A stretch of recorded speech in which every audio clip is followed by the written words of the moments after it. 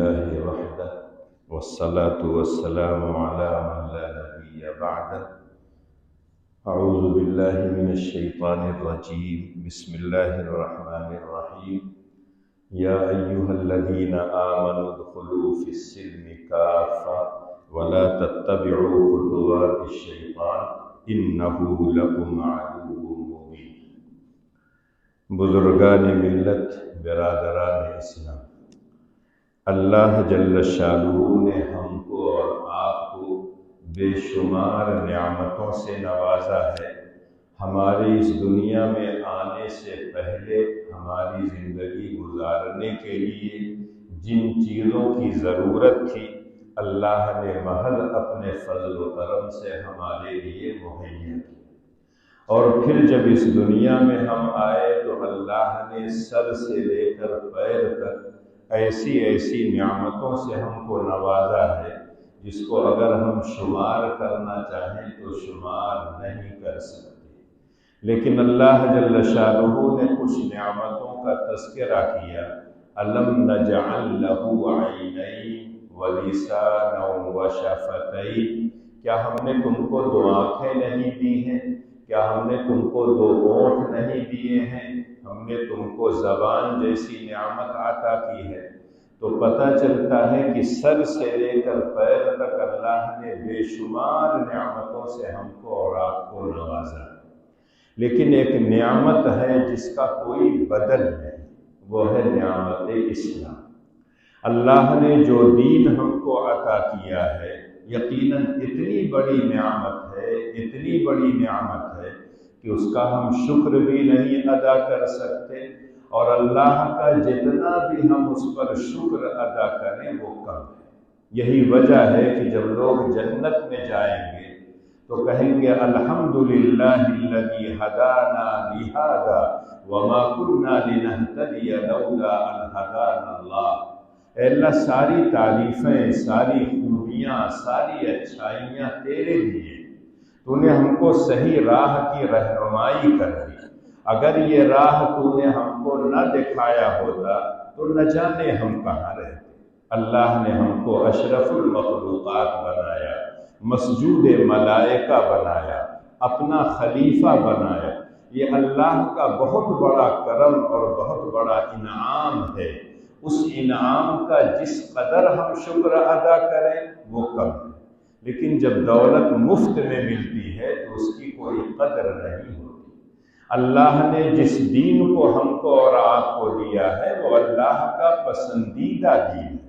ان الدین عند اللہ الاسلام، اللہ کے نزدیک سب سے پسندیدہ، سب سے محبوب دین اسلام ہے۔ خود اللہ کہتے ہیں وَمَن يَبْتَغِ غَيْرَ الْإِسْلَامِ دِينًا فَلَن يُقْبَلَ مِنْهُ وَهُوَ فِي الْآخِرَةِ مِنَ الْخَاسِرِينَ، اور جو آدمی دین اسلام کو چھوڑ کر کوئی اور راستہ اختیار کرے گا اللہ کہتے ہیں ہم ہرگز قبول نہیں کریں، اور جب وہ آخرت میں آئے گا تو نقصان اٹھانے والوں میں سے ہوگا۔ وہ تو یہ سمجھے گا جس دین پر چل کے ہم دنیا سے آخرت میں آئے ہیں وہاں ہمیں کامیابی ملے گی، لیکن اللہ کہتے ہیں صرف ایک ہی دین ہے، دین اسلام، جو اللہ کا پسندیدہ دین ہے، اور یہ کوئی نیا دین نہیں ہے۔ عام طور سے لوگ کہتے ہیں کہ تاجدار مدینہ سرکار دو عالم صلی اللہ علیہ وسلم اس دین کے بانی ہیں، اللہ کے آخری رسول کے ہاتھوں اس دین کی تکمیل ہوئی۔ ابو البشر حضرت آدم علیہ السلام سب سے پہلے انسان، سب سے پہلے نبی ہیں، وہ بھی اسی دین کو لے کر آئے تھے، اور جیسے جیسے زمانہ گزرتا گیا اللہ نے انسانوں کی ہدایت کے لیے جو انبیاء اور رسول بھیجے سارے کے سارے انبیاء اسی دین کی تکمیل کرتے رہے، اور اخیر میں تاجدار مدینہ سرکار دو عالم صلی اللہ علیہ وسلم جب اس دنیا میں تشریف لے آئے ہیں تو خود اللہ نے کہہ دیا الیوم اکملت لکم دینکم واتممت علیکم نعمتی ورضیت لکم الاسلام دینا۔ آج ہم نے تمہارے لیے اس دین کو مکمل کر دیا ہے، میرے جو احسانات تھے، جو نعمتیں تھیں، میں نے اس کو تمہارے اوپر مکمل کر دیا، اور میں نے تمہارے لیے دین اسلام کو پسند کیا۔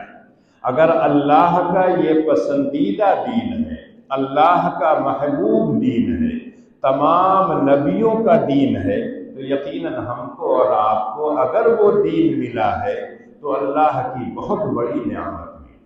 لیکن جیسا کہ ابھی میں نے کہا کہ جب دین مفت میں ملا ہے تو ہمیں اس کی نعمت کی قدر نہیں ہے۔ یہ تو ہم سمجھتے ہیں کہ خاندانی ہم مسلمان ہیں، پشتینی ہم مسلمان ہیں، باپ دادا ہمارے مسلمان تھے، اسی گھر میں ہم پیدا ہوئے، اس لیے ہم بھی مسلمان کہلانے لگے، اور اسلام کے کچھ رسم و رواج کے ہم پابند بن گئے۔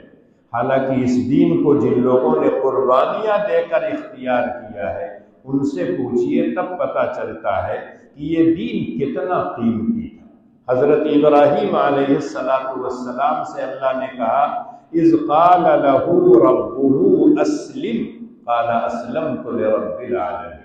جب ابراہیم کے پروردگار نے ابراہیم سے کہا اسلم، اپنے آپ کو ہمارے سامنے جھکا دو، اپنی کوئی خواہش، کوئی تمنا، کوئی آرزو نہ ہو، ہم جو کہیں وہ تم مان لو۔ حضرت ابراہیم خلیل اللہ تھے، اللہ نے ان کو اپنا خلیل بنایا تھا، فوراً کہا اسلمت لرب العالمین۔ جب دنیا سے جانے لگے ہیں تو اپنی تمام اولاد کو اس بات کی نصیحت کی ان اللہ اصطفى لکم الدین فلا تموتن الا وانتم مسلمون۔ اے میرے لاڈلو، اے میرے بیٹوں، اے میرے نواسوں پوتوں، اللہ نے تمہارے لیے دین اسلام کو پسند کیا ہے، اسی دین پر تم جینا اور اسی دین پر تم مرنا۔ جب ہم کسی کی نماز جنازہ پڑھتے ہیں تو دیکھا ہوگا نہ اذان ہوتی ہے نہ تکبیر ہوتی ہے، امام کھڑا ہوتا ہے اور اللہ اکبر کہہ کے نماز پڑھانا شروع کر دیتا ہے۔ جنازے میں جو دعا پڑھی جاتی ہے اس میں اللہ کے رسول نے ایک بہت پیاری دعا سکھائی ہے، اللہم من احییتہ منا فاحیہ علی الاسلام ومن توفیتہ منا فتوفہ علی الایمان۔ اے اللہ، جس کو تو زندگی عطا کر اس کو خیر و عافیت کے ساتھ اسلام پر جینے کی توفیق عنایت فرما، اور جب اس دنیا سے جانے لگے، اس کی وفات اور موت کا وقت آ جائے تو اے اللہ اس کی زبان پر تیرا ہی کلمہ ہو، جس دین پر وہ چلا تھا اسی دین پر چلتے ہوئے اس دنیا سے جائے۔ حضرت یوسف علیہ السلام کا واقعہ پڑھیے۔ صرف حضرت یوسف ایک ایسے نبی ہیں جن کا واقعہ تفصیل سے صرف ایک سورت میں آیا ہے، جس کا نام ہی ہے سورہ یوسف، اور ابتدا سے لے کر انتہا تک پورا واقعہ ہے، کیسے وہ دنیا میں تشریف لائے، بھائیوں نے حسد کیا، کنویں میں لے جا کے ڈال دیا، کنویں سے ایک قافلے نے نکالا اور اس کو بازار مصر میں لے جا کے فروخت کر دیا، عزیز مصر نے خریدا، اپنے گھر میں لے جا کے ان کو پالا اور پوسا، پھر اسی کی بیوی حضرت یوسف پر عاشق ہو گئی اور الزام لگا کر ان کو جیل میں بھیج دیا، اور پھر جیل سے نکل کے آئے ہیں تو اللہ نے پھر ان کو اقتدار عطا کیا۔ عزیز مصر کی حیثیت سے حضرت یوسف اس دنیا میں رہے، اور جو بچپن میں خواب دیکھا تھا انی رأیت احد عشر کوکبا والشمس والقمر رأیتهم لی ساجدین، کہ میں نے خواب میں دیکھا ہے کہ 11 ستارے، سورج اور چاند میرے سامنے سجدہ کر رہے ہیں۔ اللہ نے اس خواب کو سچا دکھایا۔ نبی کا خواب سچا ہوتا ہے۔ حضرت یوسف کے والدین اور ان کے بھائی سب حضرت یوسف کے سامنے آئے اور انہوں نے اپنی غلطی کا اعتراف کیا۔ حضرت یوسف نے ان اپنے بھائیوں کو جو حسد اور جلن میں آ کر ان کے کنویں میں ڈال دیا تھا تاکہ یوسف نہیں رہیں گے تو باپ کی پوری توجہ میری طرف رہے گی، لیکن یہ ان کی بھول تھی۔ حضرت یوسف علیہ السلام نے معاف کر دیا اور کہا لا تثریب علیکم اليوم یغفر اللہ لکم، جاؤ اللہ تمہیں معاف کر دے، کوئی مواخذہ نہیں، کسی طرح کا کوئی انتقام نہیں۔ لیکن جب آخری وقت آیا ہے تو حضرت یوسف علیہ السلام کی ایک بڑی پیاری دعا ہے، ہم سب کو یاد کر لینا چاہیے اور اس دعا کو برابر کرنا چاہیے۔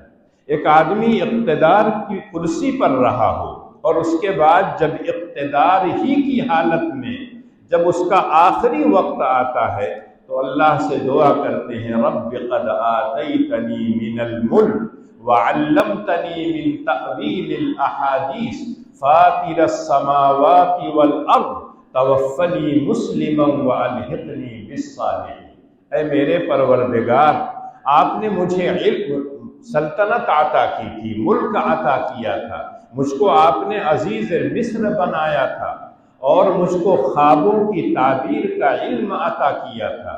حضرت یوسف علیہ السلام جو خواب کی تعبیر بتاتے تھے حقیقت میں وہی چیز ہوتی تھی۔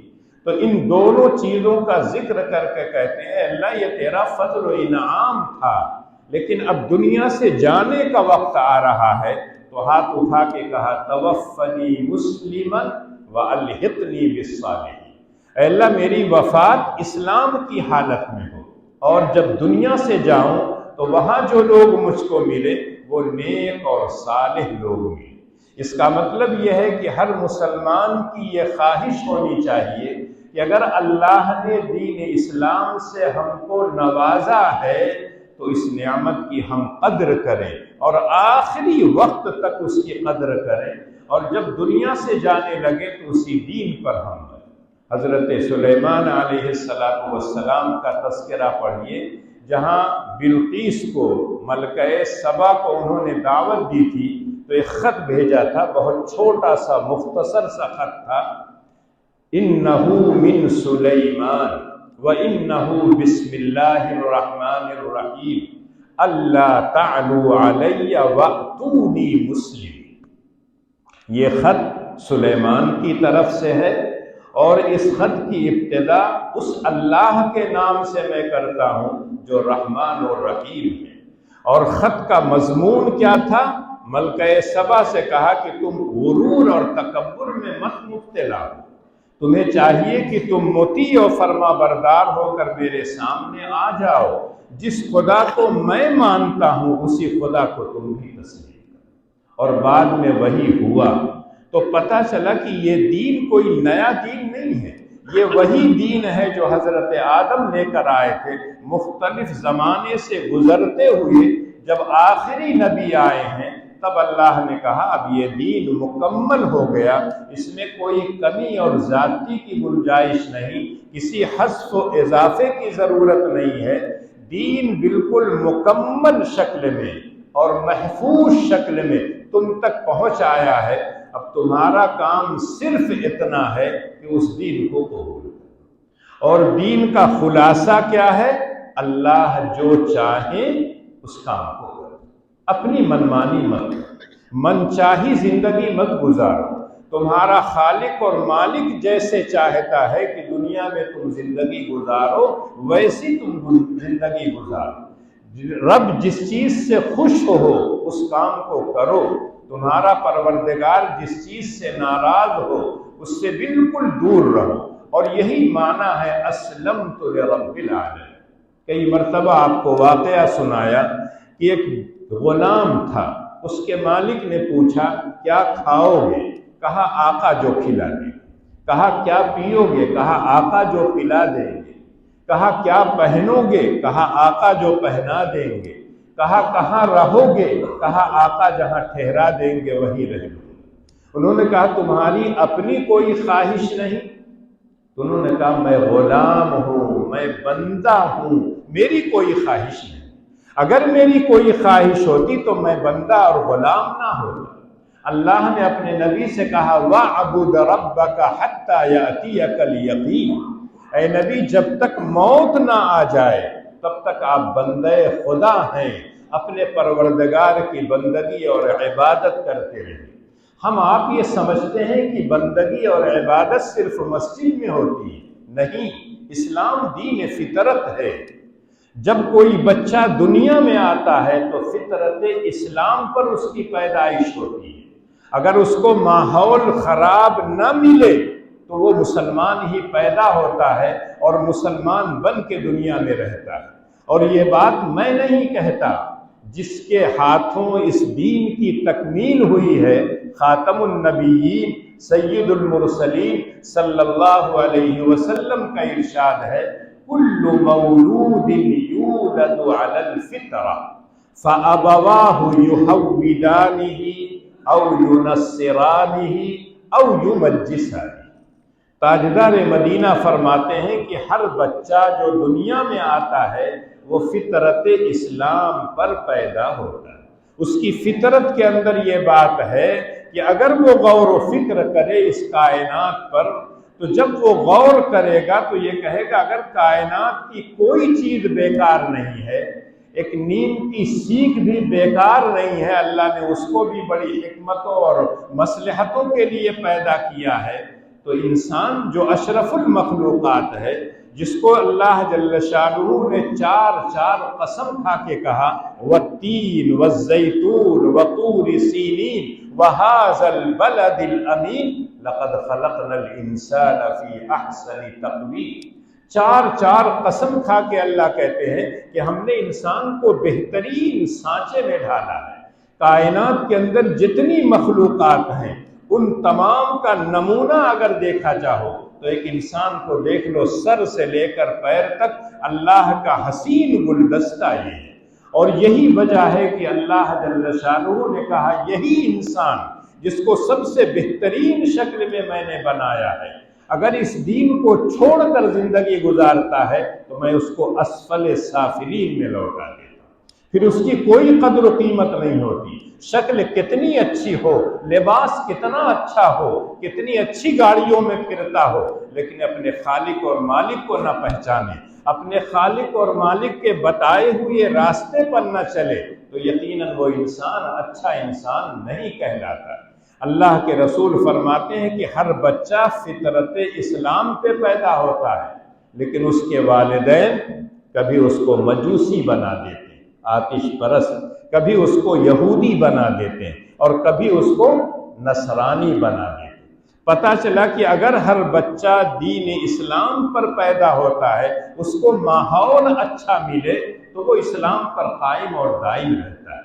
کہیں انسان کو چھوڑ دیا جائے، کوئی نہ ہو، اللہ نے جو اس کو عقل دیا ہے، جو شعور دیا ہے، جو سوچنے اور سمجھنے کی صلاحیت عطا کی ہے، اگر وہ انسان غور کرے کہ اتنی بڑی کائنات اللہ نے آسمان بنایا، آسمان کو ستاروں سے، چاند اور سورج سے سجا رکھا ہے، نہ کوئی وہاں کھمبا ہے، نہ کوئی پلر ہے، کچھ نہیں، ایسے ہی جب سے آسمان بنا ہے ہمارے سروں پر سائے کی طرح وہ باقاعدہ چھت کی طرح قائم ہے۔ کبھی نہیں سنتے ہوں گے فلاں علاقے کا آسمان خراب ہو گیا ہے، اس کا رنگ روغن کیا جا رہا ہے، فلاں جگہ سے پھٹ گیا ہے، اس کی مرمت ہو رہی ہے۔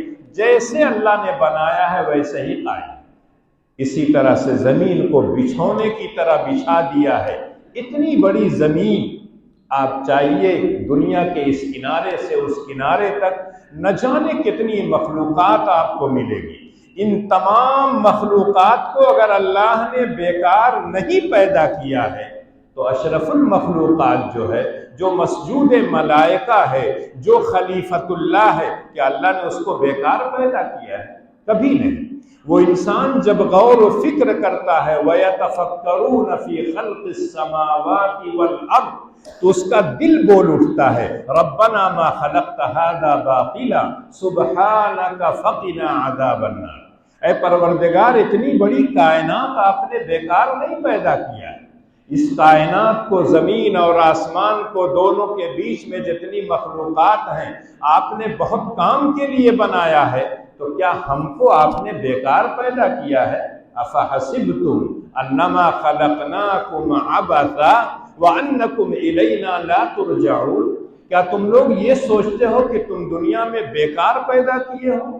آئے ہو، کھاؤ گے، پیو گے، دنیا سے چلے جاؤ گے موج مستی اڑا کر؟ تمہیں اس لیے نہیں دنیا میں ہم نے بھیجا ہے، تمہیں تو ہم نے دنیا میں ایک عظیم مقصد کے لیے بھیجا ہے۔ اور وہ مقصد کیا ہے؟ ہم کھانے کے لیے نہیں آئے ہیں، پہننے کے لیے نہیں آئے ہیں، اسی طرح سے مکان بنانے کے لیے نہیں آئے ہیں، اقتدار اور حکومت کرنے کے لیے نہیں آئے ہیں۔ ہم تو صرف اس رب کائنات کو پہچاننے اور اس کی عبادت کے لیے ہم آئے ہیں۔ اگر دیکھا جائے تو ہم سے زیادہ بہت سے جانور کھاتے ہیں، ہم سے اچھا بہت سے جانور پرندے مکان اپنا بناتے ہیں۔ تاڑ کے پیڑ پر، کھجور کے پیڑ پر دیکھا ہوگا ایک پرندہ چھوٹا سا ہوتا ہے، نہ جانے کہاں کہاں سے تنکے چن کر لاتا ہے اور اتنا محفوظ اپنا آشیانہ بناتا ہے، نہ اس میں پانی جاتا ہے، نہ آندھی اور طوفان اس کے آشیانے اور گھونسلے کو گرا سکتے ہیں۔ اگر درخت گر جائے تب تو ہو سکتا ہے کہ وہ آشیانہ بھی اس درخت کے ساتھ گر جائے، لیکن آندھی آئے، طوفان آئے، لیکن وہ گھونسلہ اسی طرح کا رہے۔ ہاتھی ہم سے زیادہ کھاتا ہے۔ بہت سے جانوروں کے پر دیکھیں گے پرندوں کے تو اتنے خوبصورت ہوتے ہیں کہ دل چاہتا ہے کہ کچھ دیر تک آپ اس پرندے کو دیکھتے رہیں۔ کسی باغ میں جائیں تو طرح طرح کی پتیوں کو دیکھیں تو آپ کا دل خوش ہو جاتا ہے اور دل چاہتا ہے کہ کچھ دیر تک ان پتیوں کو دیکھیں، اس پر کیسے کیسے لکیریں بنی ہوئی ہیں، کس طرح کا اس پر روغن اور رنگ چڑھا ہوا ہے۔ بڑے بڑے انجینئر اس کو نہیں بنا سکتے۔ اس لیے اللہ نے انسان کو کہا وَمَا خَلَقْتُ الْجِنَّ وَالْإِنسَ إِلَّا لِيَعْبُدُونِ، ہم نے تو تم کو صرف اس لیے پیدا کیا ہے تم مجھ کو پہچان لو کہ میں تمہارا خالق ہوں، میں تمہارا مالک ہوں، میں تمہارا رازق ہوں۔ اگر یہ سب کچھ میں ہوں تو معبود برحق بھی میں ہوں، مسجود میں ہوں، تمہارا سجدہ میرے سامنے کرنا ہے، مجھ سے بڑا کوئی نہیں ہے۔ جب ماں کے پیٹ میں بچہ تھا تو بچہ یہ سمجھتا تھا جس جھلی میں رحم کے ہم ہیں وہی ہماری پوری کائنات ہے، اور جب اس رحم سے باہر آیا ہے تو اس نے دیکھا تو دنیا بہت بڑی نظر آئی۔ اپنے گھر میں تھا، اپنے کمرے میں تھا، جتنا چھوٹا یا بڑا رہا اس کو وہ سمجھ رہا تھا کہ اب یہی دنیا ہے۔ لیکن جیسے جیسے بڑا ہوتا گیا، جیسے جیسے اللہ کی دنیا کو، اس کائنات کو دیکھنے لگا تو سمجھا کہ بہت بڑا ہے۔ کوئی انسان سانپ کے سامنے سمجھ گیا تو کہا کہ یہ بڑا طاقتور ہے، کسی نے پہاڑ کو دیکھا تو کہا یہ بہت بڑی مخلوق ہے، کسی نے سورج کو دیکھا تو کہا یہ بہت بڑا ہے۔ لیکن اللہ نے پہلے دن سے اپنے نبی کے ذریعے سے بتایا کہ اپنے امتیوں کو یہ بتا دیجئے اللہ اکبر، اللہ سب سے بڑا، نہ سورج بڑا ہے، نہ چاند بڑا ہے، نہ آسمان بڑا ہے، نہ زمین بڑی ہے، صرف ایک ذات ہے جو وحدہ لا شریک ہے، اس سے بڑا کوئی نہیں، اللہ اکبر۔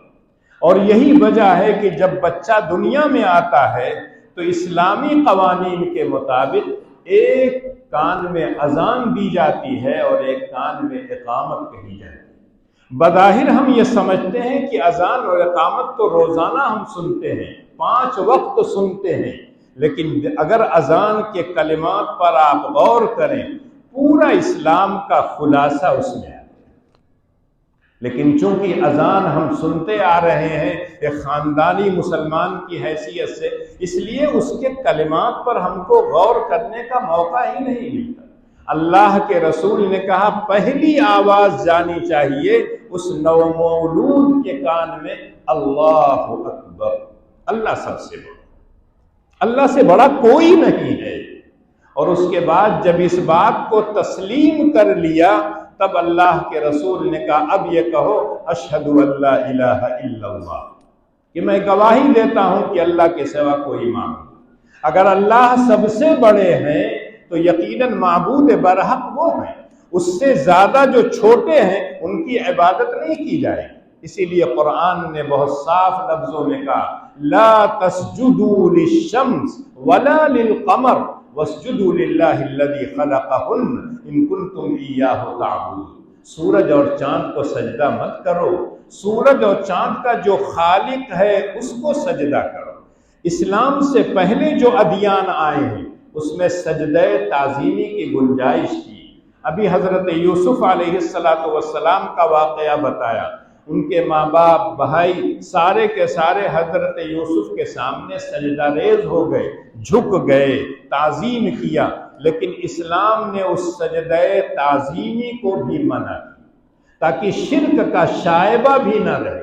اور یہی وجہ ہے کہ اللہ کے رسول نے کہا اگر اسلام میں سجدے کی گنجائش ہوتی تو میں بیویوں سے کہتا کہ اپنے شوہر کو سجدہ کرے، لیکن اسلام میں سجدے کی کوئی گنجائش نہیں، سجدہ صرف اللہ کے سامنے ہوگا۔ یہ پیشانی اللہ نے بنائی ہے، اس پیشانی کو جھکائیں گے تو اللہ کے سامنے جھکائیں گے، اس چہرے کو اللہ کے سامنے زمین پر رگڑیں گے، کسی اور کے لیے نہیں۔ یقیناً اللہ اکبر، اللہ سب سے بڑے۔ جب اللہ سب سے بڑے ہیں تو وہی معبود برحق ہے، آپ عبادت کریں نہ کریں وہ معبود برحق ہے۔ لیکن یہ بات کس نے بتائی ہے؟ اشہد ان محمد رسول اللہ، اس بات کی گواہی دو کہ محمد صلی اللہ علیہ وسلم اللہ کے رسول ہیں، جنہوں نے ہم کو یہ تمام باتیں بتائی ہیں۔ یہ دین اسلام اللہ کا پسندیدہ دین ہے، اللہ سب سے بڑے ہیں، لہذا اس عظمت اور کبریائی کے لائق وہی ذات ہے، لہذا اس کی بندگی اور عبادت کرو، کسی اور کی بندگی نہیں کی جائے گی۔ جب یہ دونوں باتیں آپ نے تسلیم کر لیا تو اسی رسول نے ہم سے کہا حی علی الصلاۃ، حی علی الصلاۃ، آؤ نماز کی طرف۔ کس لیے نماز پڑھی جاتی ہے؟ حی علی الفلاح، نماز اس لیے پڑھی جاتی ہے تاکہ انسان کامیابی اختیار کر لے۔ اتنی بڑی دولت ہم کو اللہ نے پہلے دن ہمارے کان میں سنا دیا کہ حی علی الصلاۃ، نماز کی طرف آؤ، بھاگو۔ جیسے ہی اللہ کا منادی کہے حی علی الصلاۃ، سارے کام کاج چھوڑ کر مسجد کی طرف بھاگو، جاؤ اللہ کی بندگی اور عبادت کرو۔ عبادت کرنے سے اللہ کا کوئی بھلا نہیں ہوگا، رسول کا کوئی بھلا نہیں ہوگا کہ اگر ہم نماز نہ پڑھیں تو اللہ کی عظمت اور کبریائی میں کمی آ جائے گی، ہرگز نہیں۔ اللہ کے رسول نے بڑے صاف لفظوں میں کہا سارے جنات، سارے انسان اگر مل کر اللہ کی عبادت اور بندگی کریں تو اللہ کی عظمت اور کبریائی میں کوئی اضافہ نہیں ہوگا، جتنی ہیں اتنا رہے گا اللہ اکبر۔ اور اگر سارے لوگ یہ ٹھان لیں کہ ہم اللہ کی بندگی نہیں کریں گے تو اللہ کے رسول کہتے ہیں اللہ کی عظمت اور کبریائی میں ذرہ برابر کمی نہیں ہو۔ یہ تو انسان اپنے بارے میں سوچتا ہے میری کوئی قدر نہیں کرے گا تو گھٹ جائے گی، اللہ تو وَلَهُ الْكِبْرِيَاءُ فِي السَّمَاوَاتِ وَالْأَرْضِ، ساری عظمتیں، ساری کبریائی اس اللہ کے لیے ہے۔ جب اللہ کا منادی نماز کے لیے بلاتا ہے تو ہم آپ یہ سوچتے ہیں کہ مسجدوں کو ہم آباد کریں گے تو اللہ میاں کا بھلا ہو جائے گا، اللہ کا کچھ نہیں بھلا۔ ہماری اپنی کامیابی نماز میں مضمر ہے۔ اور کبھی کبھی جب میں کہتا ہوں تو بعض لوگ یہ سمجھتے ہیں کہ اسلام میں خالی نمازیں ہیں، لیکن کہا گیا الصلاۃ عماد الدین، نماز دین کا ستون ہے۔ اگر ستون کو گرا دیجئے تو عمارت گر جاتی ہے، عمارت باقی نہیں رہتی ہے۔ لہذا اگر آپ نماز پڑھتے ہیں تو گویا دین کو قائم کر رہے ہیں، اور اگر نماز کو آپ ڈھا رہے ہیں تو گویا اپنے دین کو ڈھا رہے ہیں۔ لیکن جب کہا جاتا ہے تو عجیب و غریب، آج کل ٹھنڈک کا موسم ہے، یقیناً ٹھنڈک لگتی ہے، لیکن یہی آزمائش ہے کہ اللہ کا بندہ کون ہے، شیطان کا بندہ کون ہے۔ اگر منادی کہہ رہا ہے الصلاۃ خیر من النوم، حی علی الصلاۃ، حی علی الفلاح، تو جو آدمی بستر چھوڑ کر اللہ کے گھر میں جاتا ہے وہ تو کہلائے گا کہ یہ اللہ کا بندہ ہے۔ اللہ کی منادی نے آواز لگائی، فوراً وہ مسجد میں چلا آیا۔ لیکن اگر آپ کو ٹھنڈک لگ رہی ہے، گھسے ہوئے ہیں بستر میں، اور پھر آرام سے اٹھتے ہیں اور یہ سوچتے ہیں کہ اللہ کے رسول نے کہا اگر کوئی سو جائے، کوئی بھول جائے تو جب یاد آ جائے تو نماز پڑھے، یہ ساری تعویلیں۔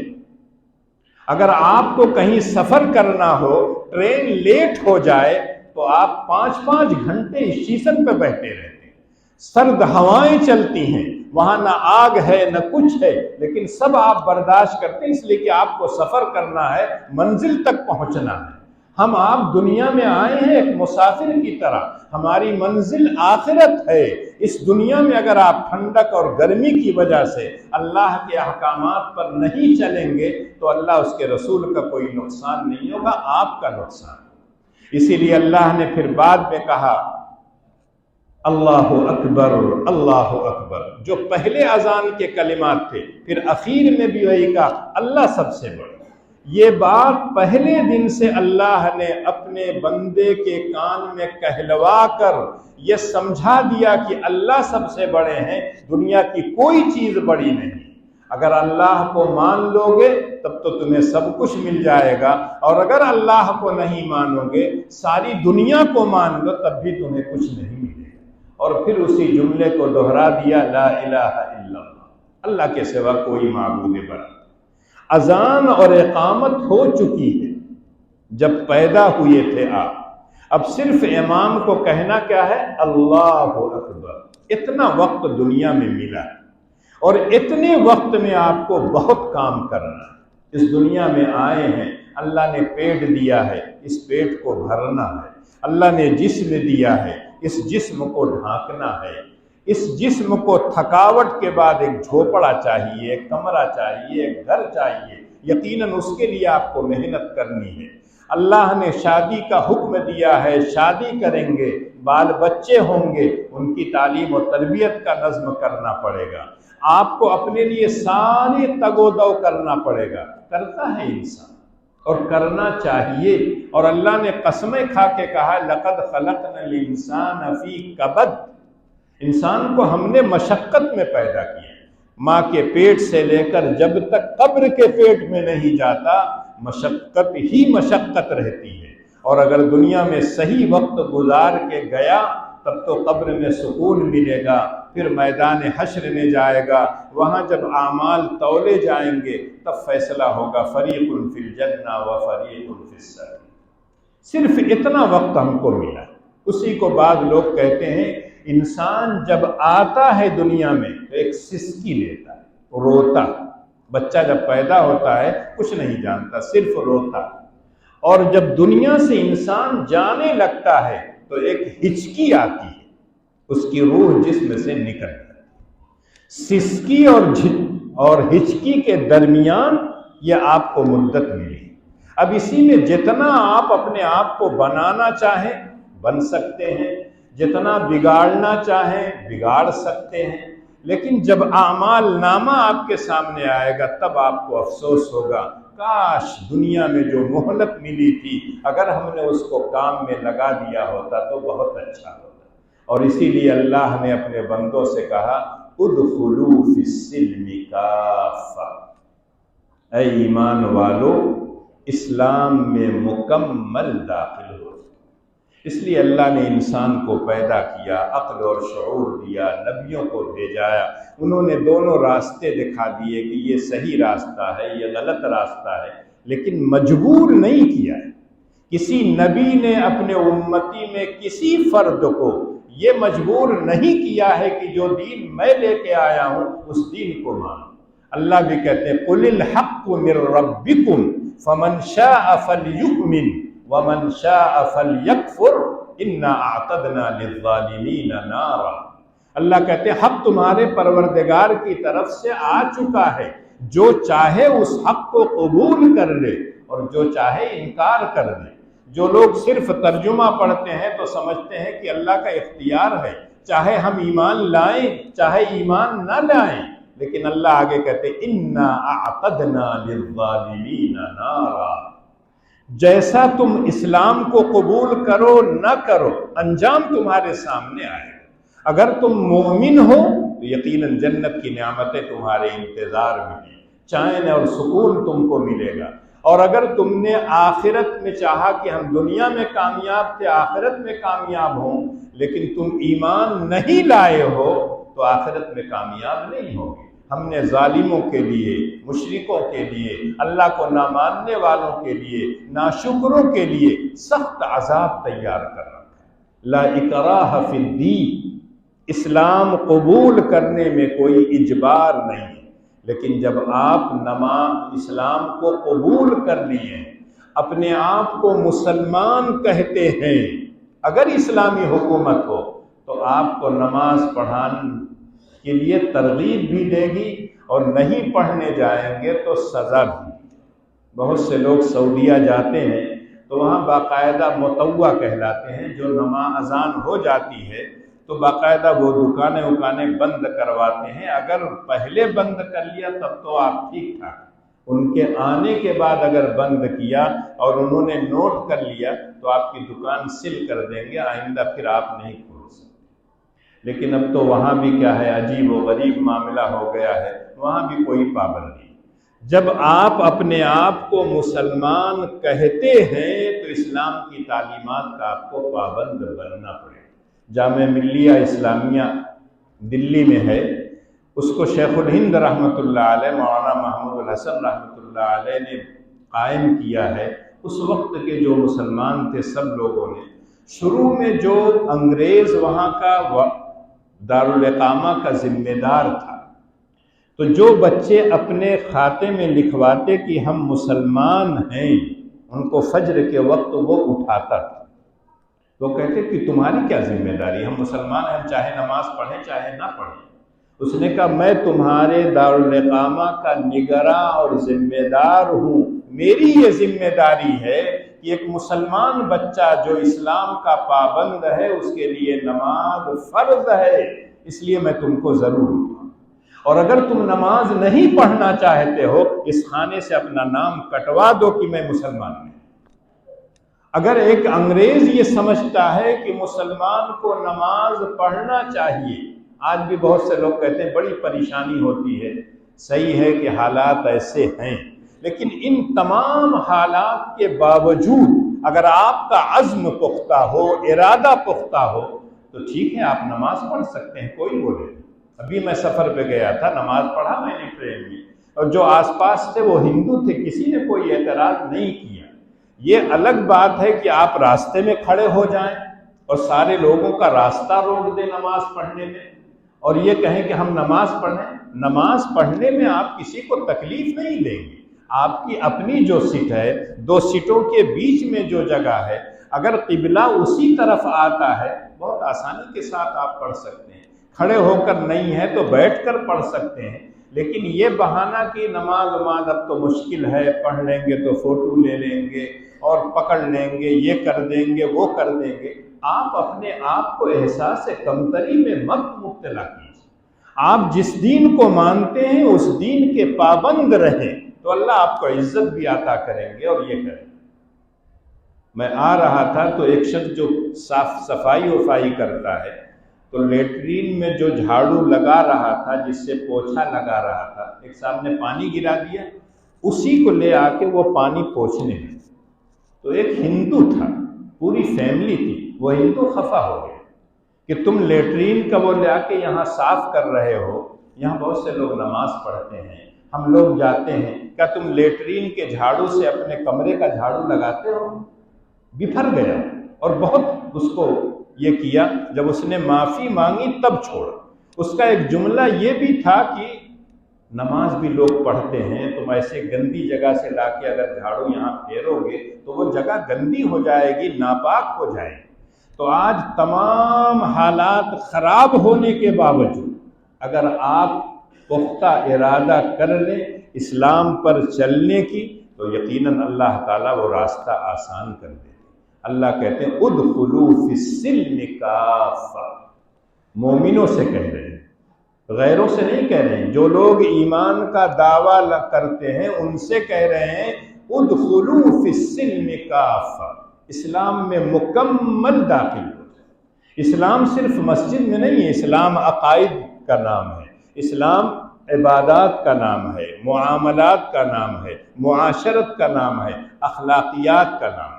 یہ پانچوں شعبے اسلام کے شعبے ہیں۔ اگر آپ کے عقائد اچھے ہوں اور آپ نماز نہ پڑھتے ہوں تو آپ کہیں فلاں کا عقیدہ تو خراب ہے، میں تو پکا نمازی ہوں۔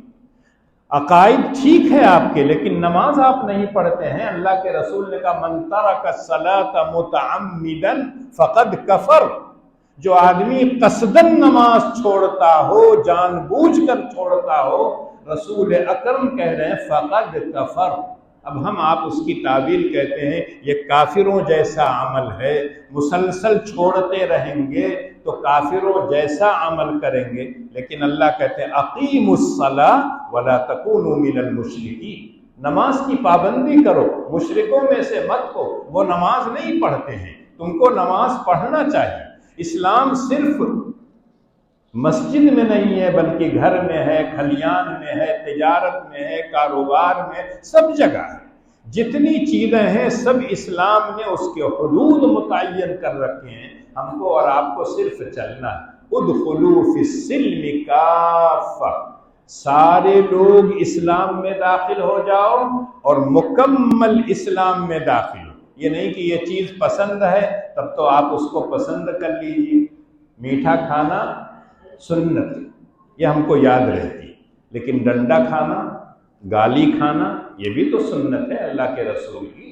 تمام نبیوں کو گالی دی گئی، تمام نبیوں کو مارا اور پیٹا گیا، وہ سنتیں ہم کو نہیں یاد رہتی، اس لیے ہم کو میٹھی میٹھی خالی سنتیں یاد رہتی۔ تو اللہ کہتے ہیں ادخلوا فی السلم، پورے اسلام میں داخل ہو جاؤ اور سارے کے سارے لوگ داخل ہو جاؤ، تب جا کے تمہیں امن اور چین اور سکون ہوگا۔ وَأَنْتُمُ الْأَعْلَوْنَ إِن كُنتُم مُؤْمِنِينَ، اور وَلَا تَتَّبِعُوا خُطُوَاتِ الشَّيْطَانِ، شیطان کے نقش قدم پر مت چلو، وہ تمہارا کھلا ہوا دشمن ہے۔ اسلام سے روکنے والا شیطان، اور شیطان کے بے پناہ چیلے جن کو ہم سمجھ بھی نہیں سکتے کہ یہ شیطان کا چیلا ہے۔ شیطان سے جب اللہ نے کہا سجدہ کرو، نہیں کیا تو اس کو اپنے دربار سے نکال دیا، تو اللہ میاں سے وعدہ لے رکھا ہے، قال فبما اغویتنی لاقعدن لهم صراطک المستقیم ثم لآتینہم من بین ایدیہم ومن خلفہم وعن ایمانہم وعن شمائلہم ولا تجد اکثرہم شاکرین۔ آپ نے ان کی وجہ سے مجھ کو رادۂ درگاہ کیا، ان کو بخشوں گا نہیں۔ کہیں اللہ کہتے ہیں، وہ شیطان کہتا لَأَحْتَنِكَنَّ ذُرِّيَّتَهُ إِلَّا قَلِيلًا، جڑ سے کاٹ کے رکھ دوں گا۔ آج کل لوگ عصری تعلیم، عصری تعلیم، عصری تعلیم، لیکن ان اسکولوں میں جو پڑھایا جاتا ہے آپ یقین کیجئے بچپن سے بچوں کو بگاڑا جاتا ہے۔ اللہ کے رسول نے کہا تو اذان کے کلمات کہو جس میں اسلام کا پورا خلاصہ آ رہا ہے، لیکن بچوں کو اگر حساب بھی پڑھایا جاتا ہے تو وہاں بھی کہا جاتا ہے ابراہیم بار میں گیا، فاطمہ نے اس کو شراب کی ایک بوتل دی 5 روپے میں، تو بتاؤ 5 بوتل کتنے کی؟ نام کیا ابراہیم کے علاوہ کوئی نہیں مل سکتا تھا؟ فاطمہ کے علاوہ کوئی نہیں مل سکتا تھا؟ لیکن بچوں کے ذہن میں ڈال دیا کہ ابراہیم بھی شراب پیتا ہے، فاطمہ بھی کیا ہے، شراب پلاتی ہے، اور ان کو کوئی بیر نہیں ہے شراب سے، جبکہ شراب بالکل حرام ہے۔ تو بچپن ہی سے بچوں کو پڑھاتے ہیں۔ یہ جو مکاتب چلتے ہیں اس میں آپ یہ سمجھتے ہیں کہ یہ تو حقیر ہیں، بیٹھنے کی جگہ نہیں، پھٹا ہوا ٹاٹ ہے، لیکن آپ اس پر مت جائیے، جو ان کو غذا دی جاتی ہے وہ اچھی ہوتی ہے۔ لیکن جن اسکولوں میں آپ پیسہ دیتے ہیں، ان ماں اور کو میں نے دیکھا اپنے بچے کو پکڑ کر بھروٹی میں جو اسکول ہے خود لے جاتی ہیں پہنچانے کے لیے، لیکن کبھی ان سے یہ نہیں ہوا ہوگا کہ فاروقیہ میں پکڑ کے لے جائیں اپنے بچے کو کہ بچہ چلو پڑھ لو۔ یہاں تو ہوتا ہے کہ اٹھ گیا، منہ دھویا نہیں دھویا، کاپی ہے، کاغذ ہے، قلم ہے، کچھ ہے نہیں، مارا 2 تھپڑ جاؤ۔ اور جب مدرسے میں گیا تو مولوی صاحب الگ 20 تھپڑ لگائیں، کہیں کہ کاپی نہیں ہے، کتاب نہیں ہے، کچھ لکھ کے نہیں لائے ہو۔ بیچارہ گھر بھی مار کھایا، مدرسے میں بھی مار کھایا۔ اتنے پیار اور اس سے محبت سے اگر آپ اپنے بچوں کو ان دینی اداروں میں پڑھائیں تو وہ بھی ایک قابل انسان بن سکتے ہیں۔ اور آج اگر آپ دیکھیں تو جتنے لوگ کام کر رہے ہیں، آپ یقین کیجئے دین کے ذریعے سے جو لوگ آگے بڑھتے ہیں کچھ نہ کچھ کام کر رہے ہیں، اور جو لوگ کیا ہے دنیاوی اعتبار سے آتے ہیں ان کے ہاں صرف یہ ہوتا ہے، بقیہ کچھ نہیں۔ ہر چیز میں وہ کہتے ہیں کچھ ملے گا کہ نہیں ملے گا۔ لیکن جو لوگ دین کے لیے آتے ہیں ان کے ہاں یہ نہیں ہوتا، ہم تو اللہ کو خوش کرنے کے لیے کام کر رہے ہیں، اللہ خوش ہو گئے اللہ سب نواز دیں گے۔ اس لیے اے مسلمانوں، اسلام میں مکمل داخل ہو جاؤ، شیطان کے نقش قدم پر مت چلو، شیطان تمہارا دشمن ہے۔ اللہ مجھ کو اور آپ کو کہنے اور سننے سے زیادہ عمل کی توفیق